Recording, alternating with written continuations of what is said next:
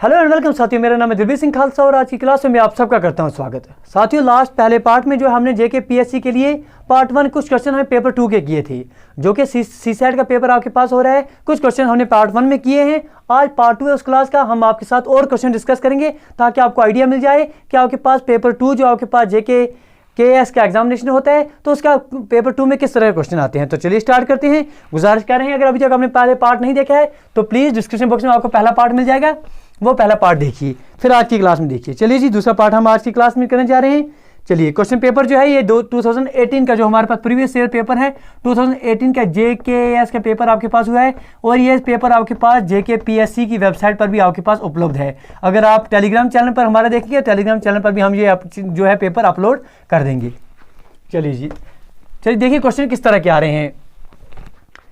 Question number 7 अगर आप इस पेपर पर देखते हैं, क्वेश्चन नंबर 7 देखिए। क्वेश्चन नंबर 7 में क्या दिया गया है, हमें बोला गया है find the sum of the given terms by finding the missing term. हमारे पास एक सीरीज दी गई है, इस तरह से दी गई है 14.35, फिर बीच में डैश दिया गया है, आगे बोला गया है 28.35।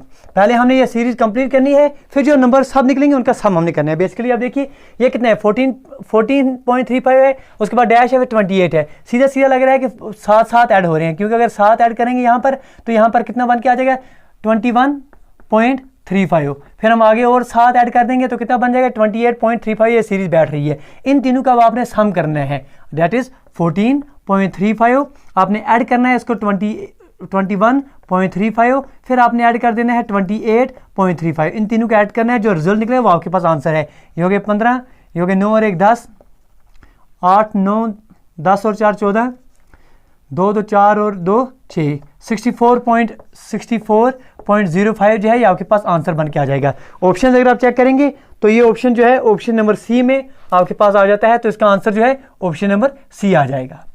ठीक है जी, देखा आपने, बिल्कुल बेसिक क्वेश्चन आते हैं। सीरीज दी गई है, सिर्फ बोला गया है सीरीज निकालो, उसके बाद इनको जो है ऐड कर दो। चलिए, साथ साथ गुजारिश करेंगे, सीख रहे हैं तो प्लीज चैनल को सब्सक्राइब करना ना भूलेंगे। चलिए जी, अगला क्वेश्चन देख लेते हैं।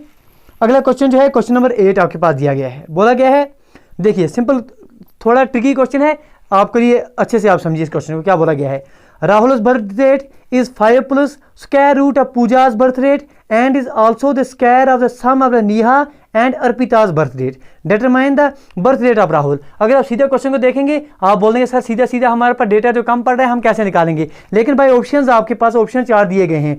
ऑप्शन ए आपके पास 4 दिया गया है, ऑप्शन बी 19 दिया गया है, ऑप्शन सी आपके पास 9 दिया गया है और ऑप्शन डी आपके पास 21 दिया गया है।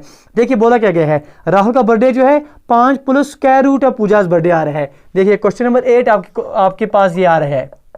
बोला गया है जो आपके पास राहुल का बर्थडे है, राहुल का बर्थडे कब आ रहा है, राहुल की birth date is 5 plus square root of जो पूजा का बर्थ डेट है। ठीक है, और ये किसके बराबर है, and same is also equal to the square of sum of Neha and Arpita's birthday. Same is equal to sum of Neha plus Arpita, इन दोनों का बर्थडे जब डेट आ रही है इन दोनों का स्क्वायर जो है इसके बराबर आ रहा है। ये आपके पास डेटा दिया गया है। 4 ऑप्शंस क्या हैं सर, 4 ऑप्शन सिंपल दिए गए हैं 4, ऑप्शन बी में आपके पास 19 दिया गया है, ऑप्शन सी में आपके पास 9 दिया गया है और ऑप्शन डी में आपके पास 21 दिया गया है। अब देखिए इस क्वेश्चन करेंगे कैसे, करने का तरीका क्या है। देखिए राहुल का बर्थडे कब आ रहा है, 5 प्लस जो आपके पास पूजा का बर्थडे आएगा उसका स्क्वायर रूट। अब देखिए भाई ऑप्शंस अगर आप देखते हैं, अगर आप पहले अगर सबसे पहले यहाँ देखेंगे, अगर आप 19 डाल के देखते हैं यहाँ, अगर राहुल का बर्थडे 19 को आ जाएगा, क्योंकि क्वेश्चन में पूछा गया है determine the birth date of Rahul. अगर 19, अगर इसका राहुल का बर्थडे 19 का होगा तो इसका मतलब पूजा का बर्थडे कब हो गया, 19 - 5 कितना हो गया, 19 - 5 हो गया सर 14। 14 का स्क्वायर जो है वो आपके पास पूजा का बर्थडे आ जाएगा। 14 का स्क्वायर कितना आ रहा है सर 196 आ रहा है, तो 196 डेज तो आपके पास महीने में होते नहीं है, तो ये कैंसिल आउट हो गया बी ऑप्शन।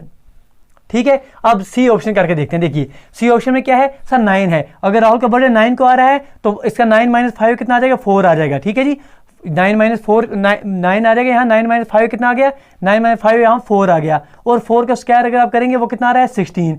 इसका मतलब जो है 16 पूजा का आ सकता है सर, ऑप्शन सी जो है ये आपके पास बन सकता है। चलिए देखते हैं, ए देखते हैं कैंसिल आउट हो जाता है कि नहीं हो जाता है। अगर ए देखेंगे आप, ए में क्या है 4, अगर राहुल का बर्थडे 4 तारीख को आएगा तो 4 - 5 आ जाएगा, तो इसका मतलब -1 आ रहा है, तो ये जो है ये भी आपके पास कैंसिल आउट हो रहा है। ठीक है जी। अब क्या बचा है 21, अगर 21 हो जाएगा तो 21 माइनस 5 यहाँ से ले जाएंगे तो वो कितना हो गया सर 16, तो ये कितना आ जाएगा, ये 16 का स्क्वायर आ जाएगा। इतना भी मुमकिन नहीं है कि आप हफ्ते में 16 के स्क्वायर डेज आ जाएं, तो सिर्फ आपके पास ऑप्शन सी ही बच रहा है, जहां पर आपके पास आ रहा है कि राहुल का बर्थडे अगर 9 को होगा तो आपके पास पूजा का बर्थडे कब आ सकता है, सर पूजा का बर्थडे आ सकता है 9 माइनस 5 कितना हो गया 4 अंडर रूट ऑफ 4, इसका मतलब पूजा का बर्थडे आ सकता है 4 का स्क्वायर, वो कितना हो गया 16 तारीख को इसका बर्थडे आ सकता है, ये पॉसिबल है। तो from the given options only option C जो है ये आपके पास पॉसिबल है, तो आपने इस तरह से टिक करना है। आप देखने बैठेंगे सर निकल रहा है नहीं निकल रहा है, इतना नहीं करना है, वो एग्जामिनर आपका चेक करने जा रहा है कि आपको देखिए आपकी इंटेलिजेंस चेक कर रहा है कि आपको आ रहा है कि नहीं आ रहा है, बस इतना ही समझना आपने। चलिए जी, देखा आपने कि क्वेश्चन जो है बाय ऑप्शंस, कुछ क्वेश्चन आपके निकलते हैं तो वो आपने बाय ऑप्शंस भी देख लेने हैं। चलिए जी, ये क्वेश्चन आपका क्वेश्चन नंबर 8 जो है ये हो गया। अब क्वेश्चन नंबर 12 देख लेते हैं। क्वेश्चन नंबर 12 में क्या दिया गया है आपके स्क्रीन के ऊपर, in the following equations if cross मीनस plus. Question number 12 आपके पास है, ये जो आपके पास पेपर दिया गया है क्वेश्चन नंबर 12 इसमें है कि आपके पास क्रॉस जहां पर है, क्रॉस का मतलब हो गया सर आपके पास, क्रॉस का मतलब प्लस हो गया। अगर प्लस कहीं पर आपको दिखाई देगा तो प्लस का मतलब आपके पास डिवीजन हो गया। अगर आपके पास कहीं पर सब्ट्रैक्शन का साइन दिखेगा तो सब्ट्रैक्शन का मतलब क्या हो गया, सब्ट्रैक्शन का मतलब हो गया इनटू। अगर आपके पास डिवाइड कहीं पर दिखेगा तो डिवाइड का मतलब क्या हो गया, डिवाइड का मतलब हो गया माइनस, ये आपके पास दिया गया है। Then what will be the result of the following operation. Operation क्या दिया गया है 17 cross 4 plus time is 2 minus time is 9 divided by 5, ये आपके पास दिया गया है। देखिए अब क्या करना है आपने, सिंपल कुछ नहीं करना है सर 17 एज इट इज आपने लिख दिया, इंटू जहां पर इंटू के बदले आप क्या लेंगे सर प्लस ले लेंगे, ले लिया हमने प्लस 4, प्लस जहां पर है प्लस के बदले आप क्या लेंगे डिवाइड लेंगे, तो आपने डिवाइड ले लिया हो गया 2, माइनस माइनस के बदले क्या है सर, माइनस के बदले आपके पास इंटू आ रहा है तो इंटू आपने क्या ले लिया, माइनस के बदले आपने इंटू ले लिया तो इंटू में आपने ले लिया 9, जहां पर डिवाइड है तो डिवाइड के बदले क्या लेना है माइनस लेना है, तो माइनस में आपने 5 लेना है। अब बॉड मास आपने लगाना है, बॉड मास में आपने हमारे साथ क्या पढ़ा है, अगर आपने हमारी न्यूमेरिकल रीजनिंग की कोई क्लास दी है तो आपको पता है कि बॉड मास हम पहले ब्रैकेट के लिए आप लेते हैं, फिर डिवीजन का कंसेप्ट करते हैं, फिर यहाँ मल्टीप्लिकेशन का, फिर एडिशन, फिर सब्ट्रैक्शन। यहाँ ब्रैकेट का काम तो है नहीं, तो यहाँ पर सिर्फ ये कंसेप्ट लेंगे, पहले डिवीजन करेंगे, फिर मल्टीप्लिकेशन करेंगे, फिर एडिशन करेंगे, फिर सब्ट्रैक्शन करेंगे। चलिए करते हैं पहले डिवीजन।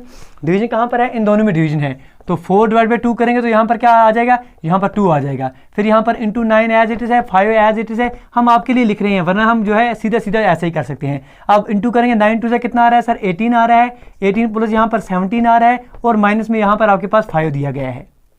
ठीक है, अब क्या करेंगे, अब इन दोनों को ऐड कर देंगे, 17 और 17 कितने, 34 और 1 35, 35 माइनस 5 करेंगे, यहाँ पर ये 35 आ जाएगा, 35 माइनस 5 आप करेंगे तो कितना आ जाएगा, वो 30 जो है आपके पास आंसर बन के आ जाएगा। ऑप्शन चेक करेंगे,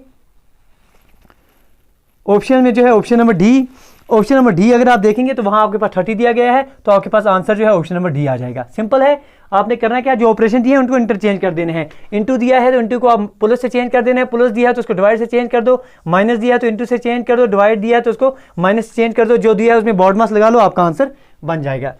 सिंपल क्वेश्चन आ रहे हैं, अगर आप आराम से करेंगे तो आप 40 से ज़्यादा क्वेश्चन जो है सिर्फ न्यूमेरिकल प्लस रीजनिंग से ही कर पाएंगे, कंप्रिहेंसिव आपको देखने की जरूरत भी नहीं पड़ेगी। चलिए अगला क्वेश्चन देखेंगे। अगला क्वेश्चन नंबर जो है 13 आपके पास आ रहा है, what will be the next number in the given series. देखिए क्वेश्चन नंबर 13 आपके पास दिया गया है कि आपके पास एक सीरीज दी गई है, 19 है, उसके बाद आपके पास 37 है, उसके बाद आपके पास 61 है, उसके बाद आपके पास 91 है, उसके बाद आपसे पूछा गया है डैश। 4 ऑप्शन जो है आपके पास वो एज इट इज जो दिए हैं वो देख लेंगे। आप देखिए इसको क्या करेंगे, क्योंकि आप देख रहे हैं नंबर जो है क्लोज है, जब भी आप सीरीज आपके पास ऐसा आ जाए कि नंबर क्लोज हो तो आप श्योर हो जाएं कि वहां पर जो है डिफरेंस का कंसेप्ट आ रहा है। अगर नंबर एकदम से बढ़ रहे हैं, अगर नंबर एकदम से बढ़ जाएंगे तो वहां पर एडिशन का कंसेप्ट आ सकता है, ये जो है मल्टीप्लीकेशन का कंसेप्ट आ सकता है। लेकिन यहाँ पर सीधे क्लोज नंबर है तो हम सब्ट्रैक्शन देखेंगे, इन दोनों में देखेंगे डिफरेंस कितना आ रहा है, ये कितना आ जाएगा डिफरेंस इन दोनों में, ये कितना हो गया 70, या यहाँ पर हो गया आपके पास 17 और 1 18।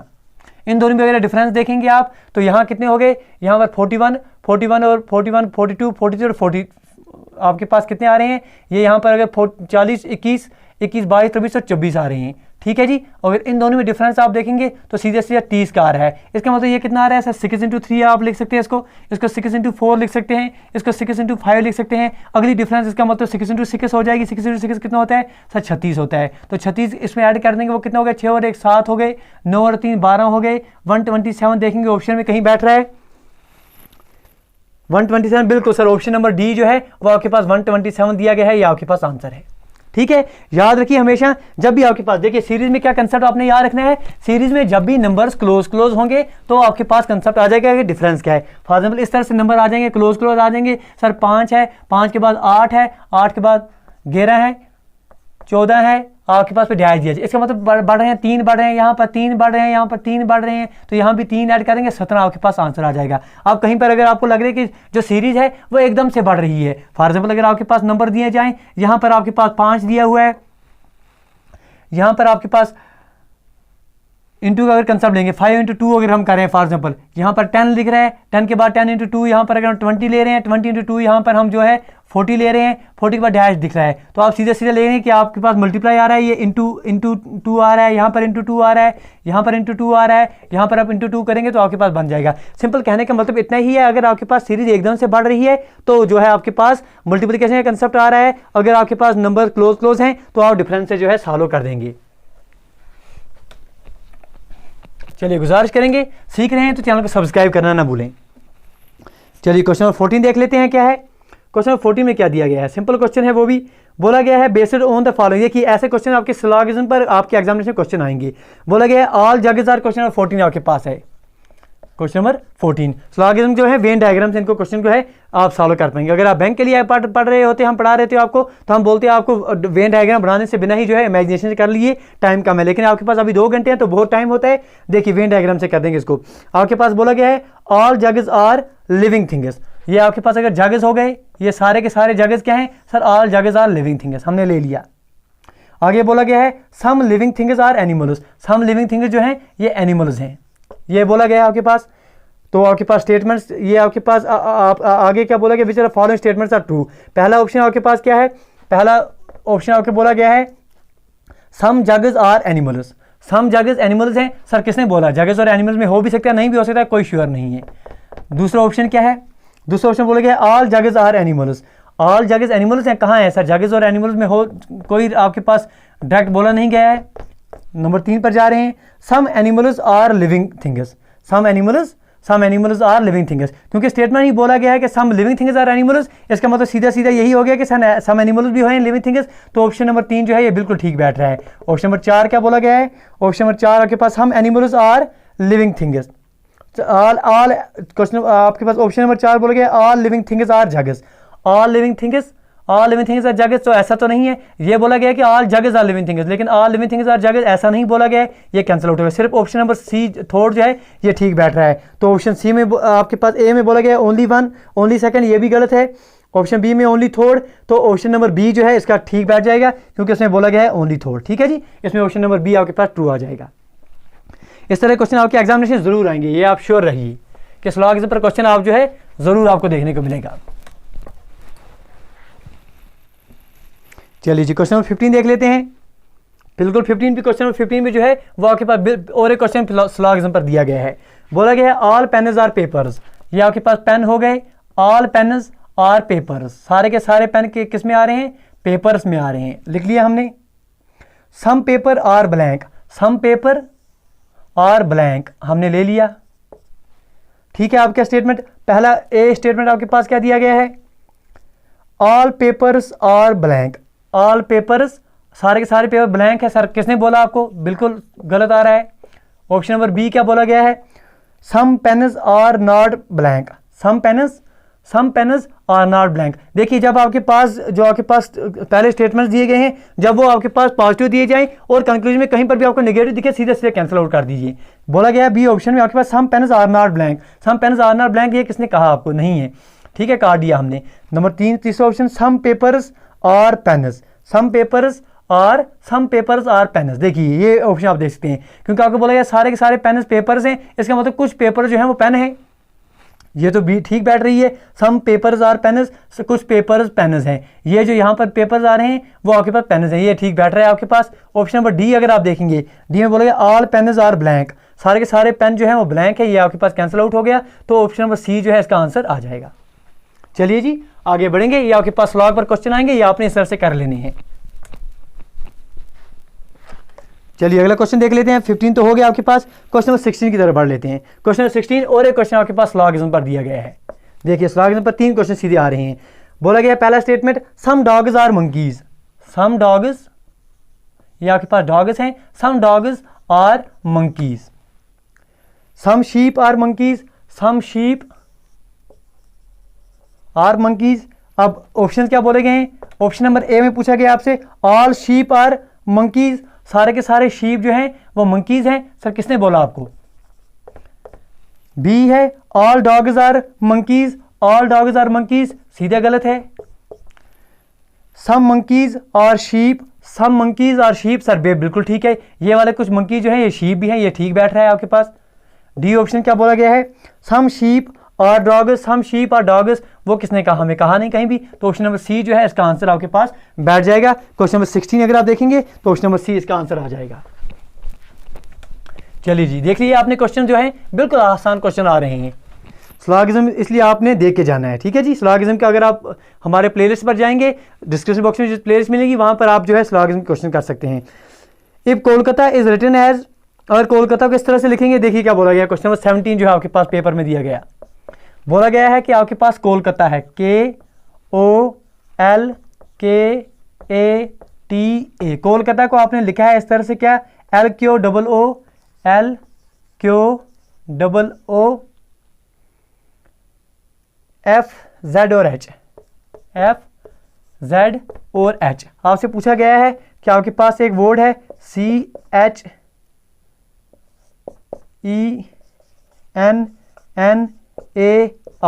चलिए यहाँ पर लिख लेते हैं, ये CHENNAI। इस चेन्नई को आप कैसे लिखेंगे, इसी कोड लैंग्वेज में कैसे लिखेंगे? अब देखिए हो क्या रहा है, सिंपल कुछ नहीं हो रहा है। आप अगर आपको प्लेस वैल्यू सबकी याद है तो आप विद इन सेकंड लिख लेंगे कि यहाँ पर 11 आ रहा है, ये जो है O आपके पास 15 आ रहा है, L जो है आपके पास 12 आ रहा है, K जो है आपके पास 11 आ रहा है, A जो है 1 आ रहा है, T जो है आपके पास 20 पर आ रहा है, A जो है आपके पास 1 पर आ रहा है।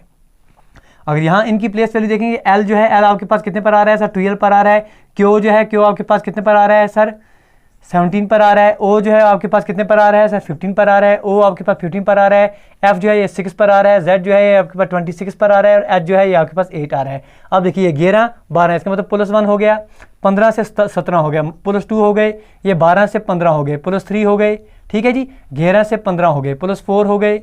यहाँ अगर 1 से आप 6 ले रहे हैं, +5 हो गए। यहाँ 20 से आप 26 ले रहे हैं, +6 हो गए।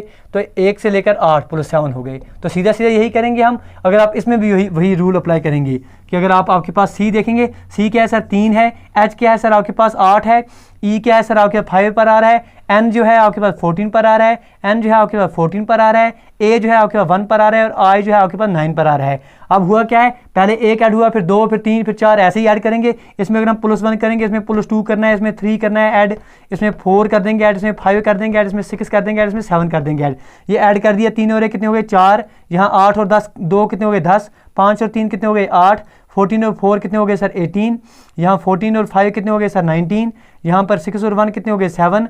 9 और 7 कितने हो गए? 16। अब देखिए 4 पर कौन सा आपके पास आ रहा है? 4 पर कौन सा लेटर आपके पास आएगा? सर आपके पास D आ जाएगा। 10 पर कौन सा लेटर आ जाएगा? सर J आ जाएगा। 8 पर आपके पास कौन सा आ जाएगा? सर H आ जाएगा। 18 पर कौन सा आ जाएगा? सर R आ जाएगा। आपका 19 पर कौन आ जाएगा? S आ जाएगा। 7 पर कौन आ जाएगा? G आ जाएगा। और आपके पास 16 पर कौन आ जाएगा? P आ जाएगा। ऑप्शन चेक करेंगे कि आपका D J H R S G P कहाँ पर आ रहा है? D J H R S G P आपके पास ऑप्शन नंबर D जो है आपके पास ये करेक्ट बैठ रहा है। ऑप्शन नंबर D जो है इसका आंसर आ जाएगा ऑप्शन नंबर D। ठीक है, तो आपसे गुजारिश करेंगे कि आपके पास जो आपके पास अल्फ़ाबेट्स हैं उनकी प्लेस वैल्यू याद कर दीजिए। नहीं हो रही है याद, आप हमारी डिस्क्रिप्शन बॉक्स में जाइए, हमने वहाँ आपको शॉर्ट ट्रिक्स सिखाई हुई है किस तरह से जो है आप अल्फ़ाबेट्स याद रख पाएंगे। रखने की ज़रूरत भी नहीं है आपको, क्योंकि टाइम बहुत है, नहीं मिल रहा है याद करने का मौका। सीधा आप जो है ABCD लिख दीजिए एक बार अपने पेपर पर, नंबर प्लेस वैल्यू जो है सीधा ऊपर लिख दीजिए, इस तरह से कर दीजिए, क्योंकि आपके पास बेशुमार टाइम है सर पेपर में, 2 घंटे मोर देन सफिशिएंट है। तो आपको अगर इस तरह के क्वेश्चन आ रहे हैं, प्लेस वैल्यू याद है तो वेल एंड गुड, आप इस तरह से टाइम आपका बच सकता है। नहीं याद है तो एक बार इस तरह से लिख दीजिए 1 2 3 4 5 पेपर में लिख दीजिए सीधा। यहाँ पर इसके नीचे A लिख दीजिए, इसके B लिख दीजिए, C लिख दीजिए, D लिख दीजिए, E लिख दीजिए, F लीजिए, G लिख दीजिए, जहाँ पर जो जरूरत लगी वो सीधा उठाइए और कर दीजिए। ठीक है, क्योंकि क्वेश्चन जो है बहुत आसान है ये वाले, तो ये भी आप गलत नहीं कर सकते। चलिए आप देखते हैं क्वेश्चन नंबर आपके पास 18 क्या बोला गया है। चलिए जी, क्वेश्चन नंबर 18 जो है ये आपके पास ब्लड रिलेशन पर एक क्वेश्चन आ रहा है। चलिए देखते हैं क्या क्वेश्चन है। बोला गया है कि Sukhdev and Rajni have 3 children. Sukhdev और रजनी के 3 बच्चे हैं, ठीक है जी। 2 बॉयज एंड ए गर्ल। देखिए हमने क्या क्या क्या दिया कि आपके पास सुखदेव एंड रजनी, इनके कितने बच्चे हैं सर? 3 बच्चे हैं। 3 बच्चों में से इनके 2 लड़के हैं, ये प्लस हम जो है सन को दिखा रहे हैं, ये हो गया सन, और ये आपके पास एक लड़की है, ये बोला गया है। आगे बोला गया है कि Rajiv is their grandson. Rajiv जो है इनका ग्रैंडसन है, इसका मतलब राजीव जो है इन दोनों में से किसी का बेटा है। ये आपने पढ़ लिया, ये हमने समझ लिया। Rajiv is their grandson and Hinna is their granddaughter. और हिन्ना जो है इनकी पोती है, ये आपने पढ़ लिया, ये समझ लिया। सुखदेव सन देव। सुखदेव जो है, सुखदेव के 2 सन हैं। चलिए एक सन का नाम हमने फॉर एग्जाम्पल इसका नाम जो है देव हमने रख लिया। एक सन का नाम देव है। Has a son and a daughter. इसका एक सन है, एक डॉटर है, ठीक है जी। What is the relation between Dev's wife and Rajiv's father. आपसे पूछा गया है कि जो देव की वाइफ होगी, जो इसकी वाइफ होगी, जिसके साथ इसकी शादी होगी, उसके साथ और जो आपके पास राजीव के फादर हैं, राजीव कौन है सर? इसका पोता है, उनके बीच में क्या क्या रिलेशन है। देखिए आप देखिए, राजीव जो है इसका पोता है, तो इसका मतलब सीधा सीधा ये आ रहा है कि राजीव जो है या तो इसका बेटा है या राजीव इसका बेटा है, ठीक है जी। तो या अगर राजीव इसका बेटा होगा, राजीव अगर इसका बेटा होगा, तो आपसे पूछा गया है कि इसकी वाइफ जो है, इसकी वाइफ और राजीव के फादर का रिलेशन क्या आ जाएगा सर? वो हस्बैंड वाइफ आ जाएंगे। ऑप्शन में देखेंगे हस्बैंड वाइफ जो है ऑप्शन में मिल नहीं रहा है। इसका मतलब ये हो गया कि आपके पास राजीव जो है इसका बेटा आ रहा है, राजीव इसका बेटा आ जाएगा। अगर राजीव इसका बेटा है तो इसका बाप कौन है सर? ये वाला इसका बाप है। ये दोनों आपस में क्या है? भाई हैं। ये बाप है, राजीव का फादर है ये वाला, ठीक है जी। और ये इसका भाई है, तो भाई की बीवी इसको क्या लगेगी सर? भाई की बीवी इसको सिस्टर इन लॉ लगेगी। और इसकी बीवी को ये जो है इसका भाई क्या लगेगा? ब्रदर इन लॉ लगेगा। ब्रदर इन लॉ जो है ऑप्शन डी में मिल रहा है, तो ये आपके पास आंसर बन के आ जाएगा। फिर से समझिए क्या बोला गया था। आपसे बोला गया था कि सुखदेव और रजनी, इनके साथ 3 बच्चे हैं, 2 लड़के हैं और एक लड़की है। 2 लड़कों में से एक लड़का जो है उसका नाम देव है। देव के 2 बच्चे हैं, एक लड़का है और एक लड़की है, ये बोला गया था, ठीक है। आगे बोला गया था कि आपके पास आपसे पूछा गया है कि जो सुखदेव का ग्रैंडसन है, सुखदेव का ग्रैंडसन राजीव है, ठीक है जी। राजीव के फादर और देव की पत्नी के बीच में क्या रिलेशन है, ठीक है जी। आपने देख लिया कि राजीव जो है या तो इसका बेटा आ सकता है, राजीव या इसका बेटा। अगर इसका बेटा आ जाएगा तो राजीव के फादर और उसकी बीवी के बीच में क्या रिलेशन आ जाएगा सर? हस्बैंड वाइफ का। लेकिन ऑप्शन में हस्बैंड वाइफ कहीं पर है नहीं, तो आपने मान लिया कि राजीव इनका बेटा है, राजीव जब इसका बेटा है तो ये दोनों आपस में भाई हो गए। तो और ये जो आपके पास देव की पत्नी है वो इसकी सिस्टर इन लॉ हो गई, और इसकी पत्नी के लिए ये जो है राजीव के ब्रदर इन लॉ हो गए। तो ऑप्शन नंबर डी जो है इसका आंसर बन के आ जाएगा। बहुत ही आसान तरीके से हमने आपको समझाया। उम्मीद करते हैं ये क्वेश्चन जो है आपको क्लियर हो गया होगा।